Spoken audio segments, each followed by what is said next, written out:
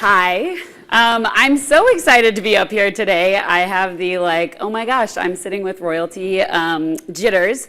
But I would love to do an audience check just because it's nice to know who's in the room. So raise your hand if you are a book lover. Great, lovely, we're in good company. Raise your hand if you're a student right now. Awesome, we love it. Parents, awesome. Educators, aspiring writers, awesome. And we already covered that we've all done awkward things, so I don't need you to raise your hand for that because we're all in good company. But I'm so excited to lean into talking about joy with both of y'all today in a moment that can feel kind of heavy. I'm just excited that we get to talk about joy and the hope that you both bring in all of your writing. So first, can you kick us off with talking a little bit about Pacey and Cecil in your book, On Again, Awkward Again, that we're talking about? Yeah, kick it off. Okay. And this is how we work together. So I wrote Cecil, and Cecil is, I mind a lot of my own personal relationship with nerddom, which I feel like has gotten a renaissance, and you're no longer embarrassed to claim that you are a nerd. And being a nerd just means that you are a fan, a rabid fan maybe, of some particular element of the world, and you know so much about it, and you want to share that with everyone. So rather than there being a stigma about being a nerd, now we celebrate it, right? And we exchange our nerd. What are you a nerd about? There's something that you all are a nerd about that you can just word vomit at people ad nauseum. You can be a football nerd, you can be a trading card nerd, you can be a Lord of the Rings nerd, a Star Wars nerd, you can be a car nerd. Like, we're all nerds out there. And so Cecil is, he's a Star Wars nerd, and he is, how do I put this? At best, he is trying his best at life, right? And, something that I have to tell my own 17 and 14-year-old, my own high schoolers, is that, the problem that you are currently facing feels like the biggest problem that you have faced so far. And we adults can sometimes like to look back and say that, oh, you'll get over it, but you don't have the experience, you don't have the 2020 vision or the foresight to see that. So Cecil is my attempt to show someone who's just trying their best. And in this particular circumstance, he's trying his best at love and failing miserably. That's a good way to describe it. So my character is Pacey Mercado. Pacey is Filipino. She lives with her mother, who is very sour on romance, her aunt, who is a hopeless romantic, and her younger sister, who kind of outshines Pacey in a lot of ways. Pacey is a Trekkie, so she's a Star Trek nerd. And whenever I write characters, I like to think about, what are their flaws, right? Because all characters need to have flaws. And I would say her flaw is she believes that everyone else is part of the Borg. If you know Star Trek, you know that the Borg is kind of like this mindless machine that assimilates people, and it just kind of operates all as one thing. So she sees her high school classmates as part of the Borg, and her best friend Brigitte are, the cool ones, right? Even though they're not, you know what I mean? So she doesn't think she's ever going to find someone at Wakeville High School that she's going to fall in love with. And she also thinks that being part of a couple is part of propaganda. She calls it romantic propaganda, to couple people up together. But then she sees Cecil with his suspenders and his Dwayne Wayne shades, and he makes his own clothes. You forgot to mention he upcycles his clothes. Yes. And she sees him, and immediately she's like, he's not part of the Borg. He is an individual.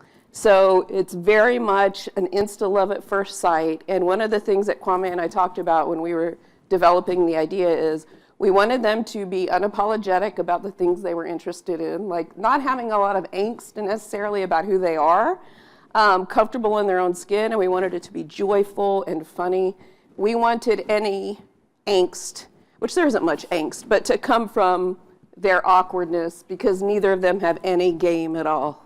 Yeah, the awkwardness isn't about them as people or Yes. them as their interests or who they are and being comfortable in their own skin. The awkwardness comes from they have no idea what they're doing, you know? And so we were very intentional about like, you know, these are two people who believe in themselves. They just do everything wrong.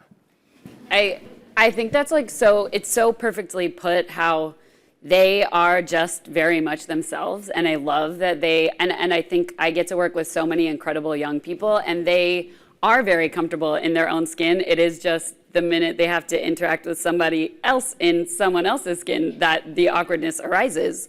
And so do either of you either have the same or a different favorite awkward moment in the book?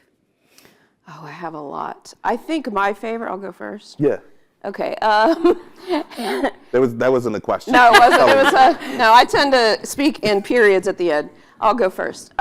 So I think my favorite awkward moment, I have a lot of them, but there is a moment when Pacey and Cecil go to the botanical gardens. And I think that's probably my favorite. Cecil, this is not surprising, but he has bad allergies. Poor, bless his heart, Cecil. And so they have like a very awkward moment at the botanical gardens, which I think is funny. So I like that part. That's probably my favorite awkward moment. Man, it's hard to choose one. There's a lot. They're so good. So I'm going to choose two. I think my second favorite moment, if you haven't read the book, I won't spoil it, but there's a moment where Cecil sings to Pacey. And I'm a huge Boyz II Men fan. And End of the Road is like one of my favorite songs of course. ever, right? Got to, yeah. But of course, I don't want to get sued, so I can't put the lyrics in the book, right? So there's a moment where Cecil sings to Pacey, and the lyrics that he sings are in the book. And when you get to that point, just know that you sing it to the tune of End of the Road, and you need to full commit. You need to sell out. Like, you need to go 110%. You'll know it when you get there. I want to envision me singing that, and my daughter's yelling at me to just shut up. Like, you know, we're trying to do our homework. And I'm just like, That's a good one. yeah. But I have to say, I think we have one of the best meet cutes in the book. And Cecil, you know, has a lot of, he's allergic to a lot of things. He also has IBS. Yeah, I'm sorry. Bless his heart, I said, sorry. you know. And so they're meet cute. Imagine meeting the love of your life, right? Your crush, your romantic propaganda. Like, you see her, right, on your way to the toilet. Right? And you just, anyway, I'll leave it there. I love all of those, but my favorite is definitely when the YouTube is playing of the instructions for kissing, and it won't shut off because of where the phone is, and like family members are walking. It's like and it ends with one of my favorite lines, which I think sums up this book really well, which is, "I wanted him to kiss me, and I also never wanted to see him again." And that feels like high school to me, so well done. Could you tell us a little bit about the process of writing together? And I'm wondering specifically about if you learned anything about each other's process that either drove you nuts or that you wanted to steal or have incorporated into your own writing process. I would say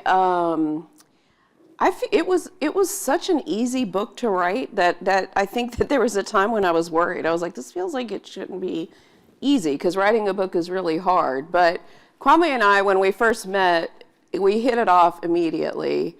And we both write pretty quickly and think quickly and have different strengths and weaknesses, so it was a great pairing. And I actually had dinner a few months ago with a friend of mine, who I won't name, who co-authored a book. And she said, so how did that go? Because her experience was an utter nightmare because she co-authored with a friend. And I thought, I told her, I said, you can't just be friends with the person. You have to know what their work ethic is and how they work, because being friends is not enough. Sometimes that can make it worse. So I knew Kwame is very, very good at plotting. He's got a great sense of humor and a great slapstick mindset. And I'm much more a character person. I'm kind of like, plot, what is that? Never heard of it. So Kwame put up a kind of like a beat sheet of plot points that we were going to hit. And I actually have used that in some other projects, just trying to follow some kind of, Yeah, we're very complementary authors. Yes. So, I always start with plot. Erin is incredible with character. And it would get to the point where, I would text her, I hate you, because she would send me her chapter, and I would forget that I'm writing, I'm reading Erin's chapter that she's sending me. I was like, oh, this is so good. When's the next one? Oh, I have to write it, So I plot, she does character. We have really eerie, similar, humor. Yeah. And so it just worked out really well together. And, we just put them up on a Google Doc, a Google Drive. She would write her chapter, I would read it, I would write my chapter, text her I'm done.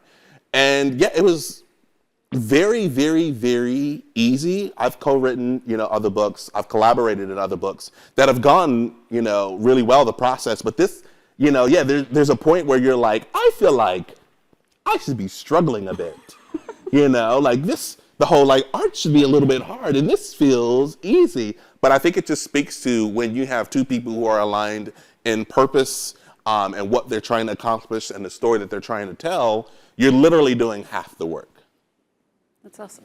It helped that the book was joyful to write too. I mean, Yeah. like you said earlier, everything is so heavy, and we wanted to spend time in joy and also provide joy. So we would laugh at each other, at what we wrote, at just the process. I think that helped a lot. We did Zoom sessions, as we were kind of planning the book, that I promised was 60% us just cracking up. Yes. Just laughing at what we're talking about, thinking about the scenes, what we could write, what could happen next, and just absolutely having a ball. And I think at the end of the day, you want to have fun with the project, whatever project you're doing, whether it's art or whatever work you are pursuing, whatever mission that you have set out for yourself. You want to have fun while doing it, because that joy then suffuses through your work and other people receive it. And so if you're not having fun, how can you expect some other one to have fun? So I love that you are both actively choosing joy in this process, and I'm envious. I need to find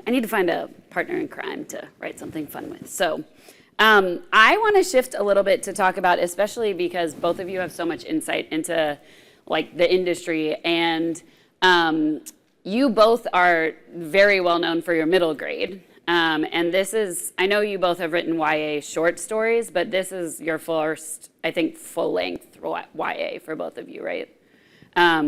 So as a middle school librarian, I feel like we have, middle grade, and it gets us up to the 12-year-olds. And then there is this huge gap that happens where a lot of YA is something 80% plus is 16 and older protagonists, right? And there is this time in life of 13, 14, 15, where a lot of times I hear adults say that kids fall off as readers, and I'm that's because there's a disconnect in the stories where they feel seen, or they can recognize and see themselves in a story, and they want to talk about tougher issues and things like that, but they're not necessarily living in, I'm 18, I've been dating my partner for however many years, I'm going to college, what do I do?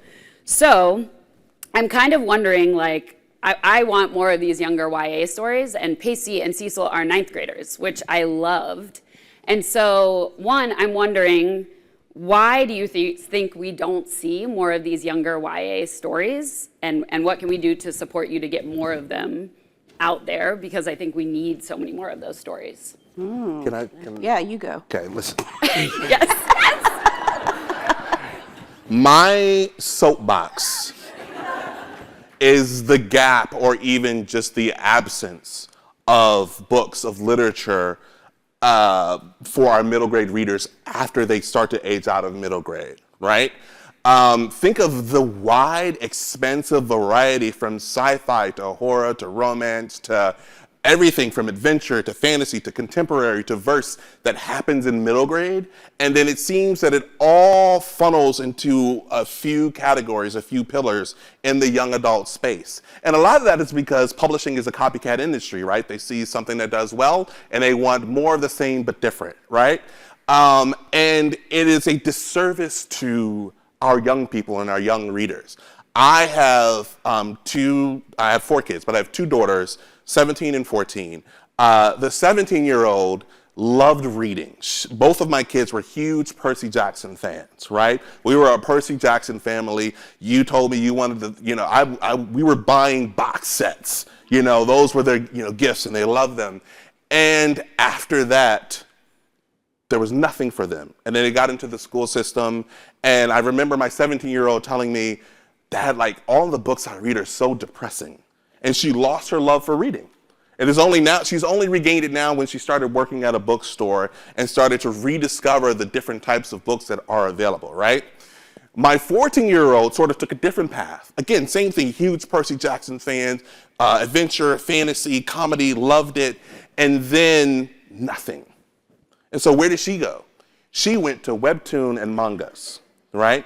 Because you saw, whether they're shoujo, shonen, all of the different slice of life, romantic, comedy, all of the different options that were available there, that's what she absorbed. And I'm like, the audience is here. The audience is looking. We need the publishing industry to listen, to take a few more chances, to be a bit riskier. And I think, that was one of our intentions I can sit down now.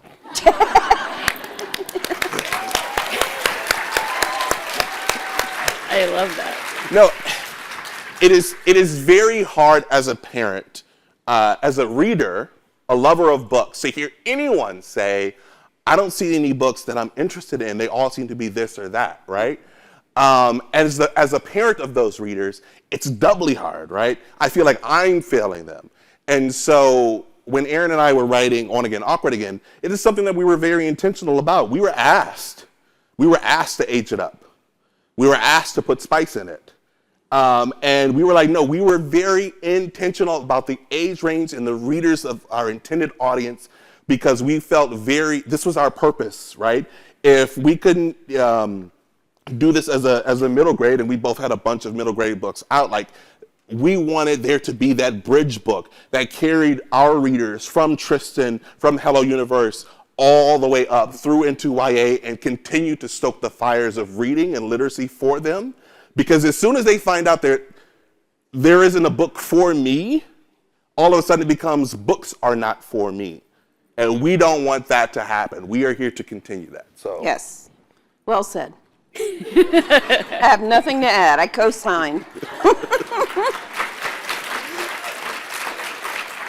Yeah, I think that I had never really thought about manga circulates the most in my library, and I'd never really thought about that for a lot of kids being the only thing they can switch to when they realize they see this disconnect of and I'm not interested quite yet in some of the YA tropes and stuff. we lump manga in just one category, but Right. I look at the types of manga that they're reading. They're so phenomenal. And it's you'll see that there's a wide diversity of storytelling that's happening. Yeah. And it's clear that they want to read more of that. Yep. We just have to provide it to them. 100%. What did you both notice as sort of shifting to writing a full-length YA? What was different, or what feels different about writing a young YA versus middle grade, where you? I think for me, it wasn't necessarily different age-wise. For me, the difference was I had never written humor. There's some humor in my books, but they're more heart than humor, heartfelt, if you will. So for me, that was the biggest difference, is wondering, can I write funny? And it turns out that it was, I'm not going to say it was whether or not I was successful is up to you, the reader. But for me, it wound up being pretty easy to write the funny scenes, and it actually felt cathartic because I'm like, okay, I don't need to worry about her self-loathing and like wondering what her place is in the universe. She's just a funny, awkward, imperfect teenage girl. So for me, it was more the tone that was different. Yeah, and I think of it as like, you're increasing in your responsibility, as you go from elementary to middle school to teenage and high school, what you're allowed to do, what you're responsible for managing, how many people are telling you to do your homework versus you are now responsible for keeping up with how much homework you have. Like at home, my 5th grader, I'm like, hey, did you do your reading? At home, I don't ask my 17-year-old or my 14-year-old that because they come home, they're like, I got to go do my reading, right? So it's like, what are they taking up ownership of? But they're still not like able to drive, right? They're still not able to drive. They're still maybe on the cusp of, do I have a job or not? So like, there's this overlap of middle grade and YA that we're like meshing here. Yeah. And it's kind of fun to explore because in all intents and purposes, like they're high schoolers. They have way too much on their shoulders.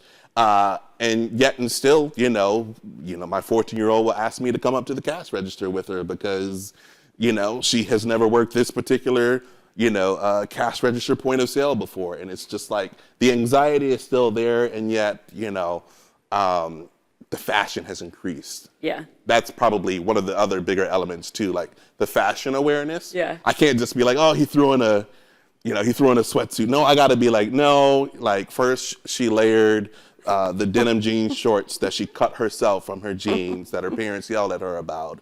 And then the Converse platform shoes that she wore that she saved up for, but that she included the matching shoelaces with that she coordinated with her sweater that she thrifted because she's not a fan of fast fashion. So she thrifted this cardigan with her. And then she made a t-shirt because all her friends coordinated for the first day of school, class of 2029 or whatever they are now. It just all becomes, and then they, but still, it's just being aware of that. And I take notes in my house. I'm like, what is this bundle called that you got from the hair store? Oh, interesting. Well, I think like as readers also, I would say like it is our job to also like ask for more of these books, right? And to say like we want to see more of these characters who are these like 13, 14, 15-year-olds. So I'm so grateful for this book and I was so excited to talk to y'all, especially because I feel like this is like helping to fill that gap. So thank you for writing it.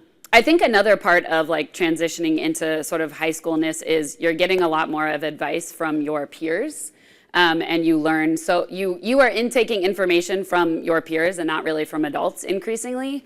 And so y'all wrote some killer sidekicks and side characters in this. They're phenomenal. They seem to have a lot of trash advice though. And so yes. So I'm wondering, like, what are you telling us about taking advice from people, and where do you take advice from? Let's see.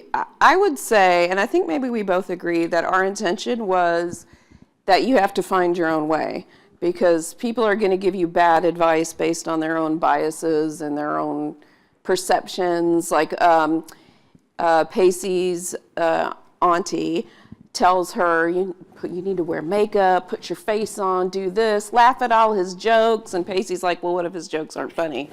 and she's like, no, they like it when you laugh at their jokes. Like this kind of advice. And I think both of us wanted to portray this idea that you can figure it out on your own. And it sounds kind of, cliche, but be yourself. If you don't want to wear makeup and lipstick and laugh coquettishly at jokes that aren't funny, then you don't need to do any of that, right? So I think that was our intent. Yeah, and Cecil's getting a lot of toxic advice from his friend and his brother on a term that I recently learned the term for, but has existed forever, and that is the idea of negging, right? Where you like someone, but you're insulting them to sort of diminish their self-worth and raise their esteem so that you then become more worthy in their eyes, right? And so Cecil's getting this advice. He's getting horrible slideshows played for him about, how to kiss someone. and the ways of kissing that have been passed down through the family. And all of this is to say that even if something works for someone else, doesn't mean it is the way that, or it will work for you, or that it should even be attempted, right? So I believe that we're both trying to create characters where they go through a journey in this book of finding out how they can be honest with themselves before they can be honest with each other. And it is a journey of bad advice, a slog of bad advice. And I'm also really glad that you liked the sidekicks, because Brigida and Robbie are the next book. Yes. Yeah, the sidekicks from this book are the characters for the next And book. they do not like each other. Yeah, that's an Yet, enemies to they do not like each other something. yet. Maybe. It's not insta-love, we'll say that. Well, I think the kind of the last question I want to ask before I bring up our teen moderator is, what advice do you have for us, and especially for those of us heading back to school, students and educators maybe alike, to all, like, what advice do you have for us to protect our joy and sort of lean into our creativity? I feel like your characters do that well. It seems like y'all do that well. So any advice for us? I would tell, I feel like I'm trying to get better at that myself. One thing, I know this is going to sound, you've heard this before, but one thing that has helped me a lot is taking a step back from social media, because it's become so toxic. And I feel like when I go on there now, it's all people telling me what I should be saying about this and what I shouldn't be saying about that. And it used to be a place, and it is still a place of joy. It can be anyway, but it's just very depressing. Maybe it's the people I follow. I do follow a lot of dogs and babies, though. So I've been trying to take a step back from that and trying to, I'm going to get a little woo-woo, but I have been trying to be more present in my life, which is something I really struggle with, like yoga and just breathing and like taking a moment, feeling the breeze, instead of being like, okay, what's the next thing I'm going to do? Because I'm very much a forward momentum person. But if you're too much forward momentum, then you fail to enjoy the moment, like right here, like all of us together right here in this room. Yeah, don't be afraid to like something. Don't be afraid that someone else won't like what you like, right? If you are an audience of one, be the best audience member for that particular, joy that you have curated, right? And then for the adults, do you really need to say no? I have been more intentional with my 5-year-old being like, Daddy, can you come play with me? And I'm like, mid-sentence, I'm in mid-paragraph, I'm doing something. And now it's like, let me just say yes. And let's see what happens, right? And we have fun, we have a ball. It's 2 minutes, it's 5 minutes. Daddy, can I show you something? And it's like their attempt at a flip. And it's the most terrible flip you've ever seen in your life, right? But they do it for you, and you're like, oh man, you did something. And he's like, I did something. And then he goes off about his day, right? Those little moments. Right, yeah, that one little yes from you have no idea the impact it has on that person. So think of it, when your student suggests something, when your student asks something, when your kids ask something, your partner asks something, what will saying yes really take away from you, right? And what will it give them? But also say yes to yourself, Yes. right? Like if you're sitting there and you're like, just the other day, I was like, oh, I can't go for a swim. I got to finish this, I'm on deadline. And then I just stopped and I was like, wait a minute.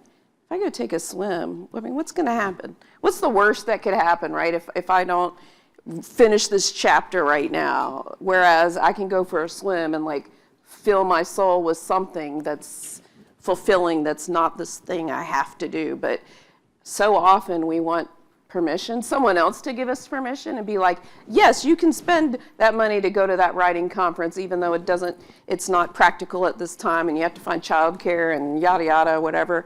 But sometimes we can just give that permission to ourselves. We don't need to look for someone else to say, yes, you can do that. We need to tell ourselves we can. Yeah, don't be passive with your joy. Be intentional with your joy. Oh, nice. You see how I just summed all There that was up like right there? everyone that was like, Yeah, take notes, take notes. That's going to be a meme tomorrow. Kwame. It's like y'all work with words. Thank you for those. So I am, speaking of joy and energy and young people, I am so excited to welcome up Anthony. He, as we were geeking out about writing this, and if you want to come on up, we can start. Yay! But he, Woo! Anthony. I'll scoot this way. It was, Anthony and I got on a Google Meet. We were geeking out about getting to do this session, and he was like, yeah, I was in my AP Lit class like earlier this week, and we just started reading 1984, and instead I decided I would open this book, and I was like, wow, this is so much nicer to read. And he was just like, the energy was amazing, I love the characters, and everything, you mentioned like everything can feel so doom and gloom sometimes, and some of the books y'all get assigned in these classes, and it was just like such a fun moment to hear about. So I'm gonna turn it over to you. Yeah, in consideration of this being about being awkward, I already told Kwame my worst, my most. Thank you for that. Yeah, my worst story. Thank you for So that. got that out of the system. But after reading the book, I can really appreciate the way you incorporated technology, in this book. It's such a prevalent part of our lives, and the way, Brigitte shows Pacey something on her phone, or they take calls together. It's so subtle, but it makes the world in your book feel so real. So my question is, how were you able to incorporate such a prevalent factor in teen lives without it taking away from the interpersonal dialogue in the book? That's a good question. Yeah, it's hard too, because I feel like for so long the running advice from editors and publishing was Don't put technology. don't put technology, don't put specific technology or apps or websites into your book, because it'll date the book, right? And you want this to sort of be not be generational. You want it to be able to be read by anyone. But when it becomes such an integral part, I don't remember the last time I paid a bill not on my phone. You know what I mean? Whereas my aunt, the other day, was like, yeah, and then I balanced my checkbook. Raise your hand if you know what balance. If you don't know what balancing your checkbook means, raise your hand. Yeah, it's and it's Wait, who has balanced their checkbook in the past year? Raise your hand. Those are the responsible folk. Or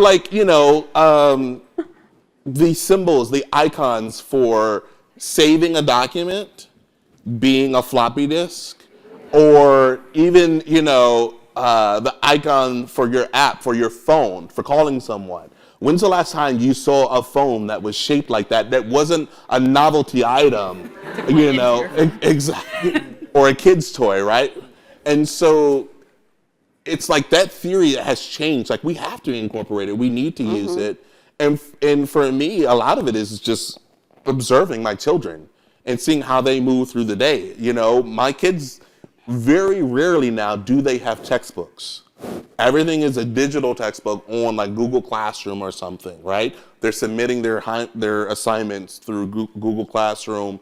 I have a pandemic child, which is what they're called, where he was raised on Zoom breakout rooms and knows how to swipe away a phone call because it's disturbing his tablet time, which is very responsibly only 30 minutes a day, and used while I'm cooking dinner. Thank you very much before your judgment soars through. But yeah, it's for me, it's become very observational and just seeing how they relate to it and how they move through the world with it, and then translating it into the book. And I will say too, as someone who teaches in an MFA program, I see a lot of manuscripts from students who are writing their experience, and they might be of a certain age. Maybe they're Generation X like me or whatever, but they might have a reference. I see this all the time. It might be like, oh, I passed her a note in class, or I went to my locker and did this, and I'm like, wait a minute, stop. Is this really what is happening today in schools? Or there's something that could be solved with a simple text, but no one's texting, no one's mentioning their phones, and it's set in present day. And I always have to ask the writer, where are their phones? And why wouldn't they just text each other? And then they try to come up with a roundabout way for them not to use their phones, and it just doesn't make any sense. So I think you have to be really, especially if you didn't grow up with technology and you're an adult trying to write for young people, you have to really be mindful of, okay, you did this in school, but they're not doing that in school anymore. So in a lot of ways, it's an intentional, mind shift. How many people have family members, and I'll just keep the family members, who track their location on their phone, and if you happen to stop or you're in the realm of a Chipotle or a Qdoba, will be like, can you pop in and grab me a burrito bowl? Or my daughter will text me to ask permission for something. I'm like, what happened to good old fashioned shouting? Like, just shout from room, let me know you're here, And so like, Dad, can we go to the store?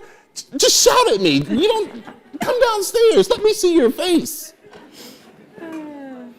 Yeah, that's Sorry, I'm venting a lot up here. Why are you mad at me?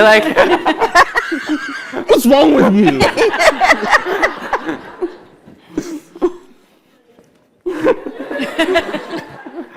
Sorry, I'm your dad for the day. I did my homework, by the way. Thank you. I was going to ask later, too. You mentioned AP Lit. I was like, did you do your reading?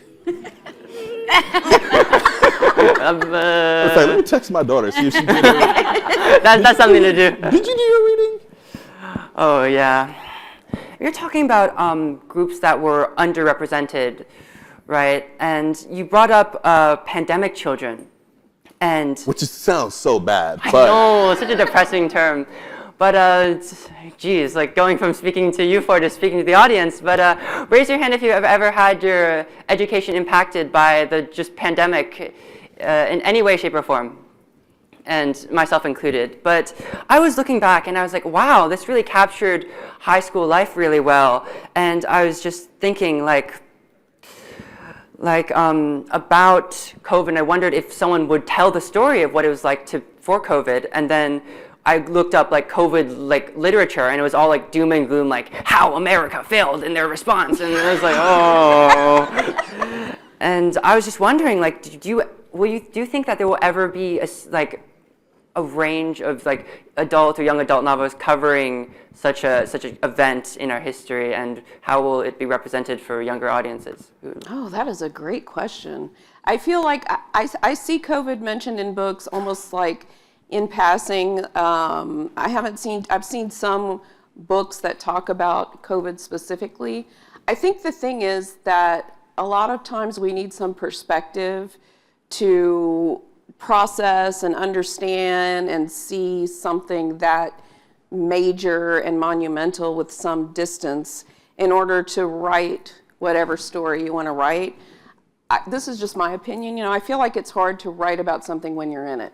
And especially when we were all living it, it's kind of like the last thing you want to read or write about, right? So I think now that there's distance, more people will have the emotional and mental capacity to write about it and to read about it. And hopefully it wouldn't be doom and gloom. Hopefully it would be some kind of meet cute on Zoom. Maybe one of you can write a little romantic comedy where they met during the pandemic on Zoom or something.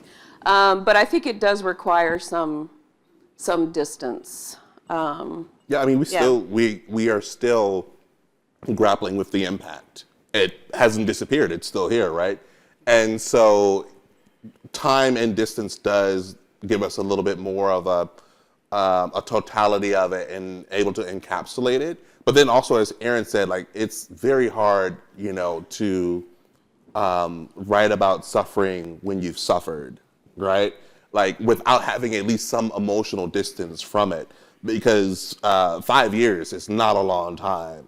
But then on the other hand, we should be able to find joy in times of suffering and in those moments, right? I think about my daughter who went to kindergarten during quarantine, so everything was Zoom. And she would get in trouble because she knew how to form a breakout room. Incredible. And so she would recruit like 2 to 3 girls in this kindergarten class, and they would have a breakout room and be under the table like playing with their dolls in this breakout room. No notes. Yeah, that's really sweet, actually. And I would be like, what are you doing? You're supposed to be like, aren't you learning to read or something? It's like, Barbie's learning to read. And so like there are elements that we can share and talk about and discuss. I do think we will need a little bit more time just to grapple with that, but it's coming. It is. Aaron, you wrote a Y2K book, right? And I remember growing Yeah, up. that was just like 10 years ago, right? You had me thinking like, wait a minute. But yeah, I remember being in the throes of that and being like, my computer's gonna shut down. Gotta save all the documents to floppy drives, having like a stack of, my dad being like, why are we saving this, Dad? He's like, don't matter, you're the only one who knows how to save it, Kwame. And so this is just me, we're overwriting my Carmen Sandiego floppy drive games. I was like, a high score. And it was like, take this number munchers disc and save our budget on it. And I was like, I don't know what a budget is, Dad. Just do it. Call me Y2K is coming. I thought Y2K was like just a dude bursting through the doors. Like, give me all your electronics. And I'm like, yes, Y2K, take it all, please. We had no idea. Everything's gonna shut down. You need to know how to build a fire. I'm just okay, Dad. I don't want. It's ridiculous. Anyway, where were we? God, I might be a little too young for this. Like. Womp womp. Yeah. I think I have one last question here before we go on to you guys asking questions. But there's this term going around among people my age called being nonchalant, right? And I'm sure you guys have heard that. And I also see it in your book too, where Pacey and Cecil are trying their best to act nonchalant, and it's not only a sort of internal thing, but it's like a societal thing, like kids their age, like being more nonchalant. But I would like to ask, like, what's your advice on staying chalant in these days? Like, You know what? I love that question. Yes, that's a great question. And I'll keep it short so we can answer audience questions. But I will say this. I think it goes back to what Kwame said about be unapologetic about the things that you like and the things that bring you joy. Because I think the problem is when you're younger, and this was definitely true for me, like I wanted to be nonchalant. I wanted to act like I didn't care about anything. I was just like, whatever. You know what I mean? I even had a t-shirt that said whatever on it. And I just wanted that to be my vibe. Like, I don't care, nothing phases me, but everything phased me. You know what I mean? And guess what? Everything phased everyone else too. So I think it comes back to embracing the things that make you you and also embracing the things that you love. And, you know, trying not to put on a mask too much. I am chalant. We know. I'm chalant too. I am. We are so chalant. Just from this, our interaction together, our time together, you can tell that we are very chalant. Sometimes I'm nonchalant. There's nothing nonchalant that's happening here. And it's so much more fun when you're chalant, right? It's so, like, it takes so much energy to act like you don't care. Caring is great. We had shows about caring, right? You know, Mr. Rogers, the Care Bears, Sesame Street. Care Bears, it's in the name. It's Care literally, they had an whole industry on the principles of caring and or sharing, right? That's how we were raised. That's how I grew up, right? I was raised, this sounds horrible, I was raised by Captain Planet. Like, I care for the planet, you know what I mean? I felt bad if I didn't share. And so I feel like find something to care about and care about it deeply and strongly, and then you will have lived a very fulfilled life. Yes. Acting like you don't care only hurts yourself. Stop severing connections with the world and form some. Go live in the moment, go smell a flower, go trip, go make a mistake, go embarrass yourself. Because you know what? That just means you will have cared about something and lived deeply. And at the end of the day, when all is said and done, all you're gonna have are your memories. Wouldn't you like to make a memory? Thank you. So many mean? God, you're so chalant. You are very chalant. Well, my God. we would really love to invite audience members to come up and ask questions. So if you have any, please head up to one of the mics. Just make sure you step really close to it so we can hear you. And we'd love if you would start with your name and then give your question for us. So yeah, come on up. Hi, my name is Maurice. Thank you for the talk.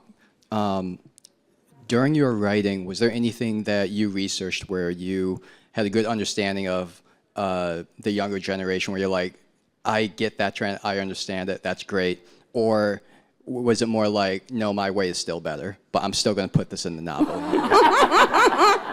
I think when you're a writer, you have to not be too precious with your ideas and words, because sometimes it's not the best service to the story. So I will say, as far as young people, I did lean on Kwame a lot, because my daughter is grown and she's 28 and lives away, and he's got all these kids. So so I would lean on him a lot to try to be like, and he would share, like, this is what they're talking about, this is what they're saying.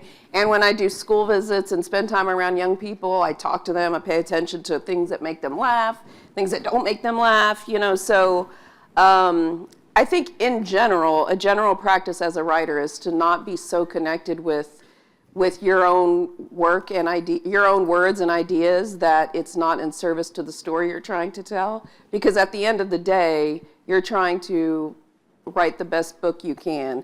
And sometimes that means getting rid of something that you really loved. Yeah, and the book isn't for me to read. I'm writing it for a group Yeah. of readers. We're writing it for a group of readers. And so it's less about whether or not it makes sense to me and whether it is believable and relatable to the intended audience. And sometimes that means that, you're wrong. Yeah, All right, thank you. Doesn't happen often, though. great question. Hi. Hi, my name is, sorry, is this what your reasons? I'm so sorry. Thank you. Hi, my name is Theo, and I'm in a writing program at my high school, and maybe it's just what I'm seeing, but to use your word, I feel like a lot of people there want to write like gloom and doom, like you said. I'm kind of the one who wants to write about sunshine and rainbows, but I was going to ask, do you think there's like a benefit to, if you're a gloom and doom person, maybe try exploring the happy side, and if I'm a happy person, is there a benefit to exploring the other side of that? Huh. That's a really great question. Do you think it like expands you at all? I think it could. I am generally more of the doom and gloom. Like, everything I consume is like, and then they were murdered, you know what I mean? And like, everyone died. So that's more my vibe. It always has been. But so sometimes my husband's like, can you watch something happy, like, ever? Like, listen to a nice podcast now and then. This is what I will say. I will say sometimes your vibe might be doom and gloom and your vibe might be sunshine and roses, and one is not necessarily better than the other. I will say, like, as far as writing, if you, bringing it back to the written word, if you like sunshine and rainbows, I do think that there is a benefit to thinking, okay, well, the world's not all sunshine and rainbows. So what is like the texture I can add to this world I'm creating? Because there is darkness in every world. And on the flip side, the world's not all doom and gloom. There's joy, there's light in the darkness, and there's dark in the lightness, right? So I do think there's a benefit to thinking three-dimensionally about the world and even the things that you're consuming. But I don't necessarily know if it's beneficial to force yourself to, like, I remember I downloaded this podcast years ago. It was called something like 100 Things to Make You Happy or whatever. No, it wasn't a podcast, it was an app. And every day it would send you a text, like something for you to be happy about, like daisies in the sunlight. And that app made me so mad. I was like, every day, I'm like, really? It was like the toxic positivity friend who won't stop sending you texts, like, So I think you have to be true to who you are, but also realize that everything you see is through your own context. Yeah, I think it helps you become a better writer. We tell people to read widely and experience widely, right? Because it helps you to write widely and write a more believable, lived-in world. So, there will be characters in your book who are gloomy. There will be characters who are happy, characters who are joyous and sad or angry. And so it helps you become a better writer to experience that. I'm somebody who, I don't know what it is, but I love making myself cry, right? Like the little reunion compilations, like, parents sees their parent for the first time in 20 years since they immigrated over. And I'm just like, it's the first time in 20 years that they've seen each other. And then, my 10-year-old's like, Dad's crying again. And it's just like, but it's cathartic and it helps to experience every emotion. So, don't feel like you have to force yourself to write something you're not comfortable with. However, do know that there are things that you are going to have to write if you want to be a writer that you might not be comfortable with. So having that experience helps. I agree. Like, I especially don't like scary things. Like, I don't know if you've seen Ratatouille. Mm-hmm. I can never make it past that one scene with the grandma and the gas mask. No, that's horrifying to me. Like, I just to don't this like day. rats in the kitchen. That's where I'm like. Okay. But this rat can Sorry, cook. sorry. You haven't finished Ratatouille? I've tried many times. I'm in 10th grade now, still can't do it. That one Go scene. sit down. Thank you. Ratatouille's overrated. I'm just saying. Kwame, I have some videos I'd like to show you then if you cry over it. Yes. I want to hear more for that. I'm a beginning writer, and way at the beginning of the line, end of the line. I'm not nowhere close to what you guys are doing, but I'm trying to learn as much as I can, and I'm trying to figure out how do you write characters when you're so displaced by time from where they are. I hope this is not a retelling of the first question I was asked. So how do you write? Obviously, I'm older. I'm vintage. How do you write something that's I like that. newer? That's Someone a great- that's newer. I think one thing for sure is you have to read widely in the genre, right? So if you want to write books about 12-year-olds, you've got to read middle grade books. You've got to read what they're reading. That's a big one. And then there's a lot of craft books out there. There's a lot of workshops, a lot of resources, virtual, online, where you can immerse yourself in just the language of writing for young people. But I think it definitely begins with reading a lot of middle grade and young adult. Yeah, I was trying to see how to phrase this without coming off as creepy. Too late. You got to go where the kids are, Find the kids and watch them. Like, I was going to say that, but I couldn't think of a way to say it that didn't sound. I will keep it more generic and just go out in public, go to a coffee shop, right? And just sit and observe, sit and listen. That's what I do. One of the best ways that I've improved in dialogue is just listening to people talk, right? See the words they drop, see the subjects that they drop, and how they just converse with each other when you're familiar with the person versus when it's someone that maybe you respect or that you're unfamiliar with, right?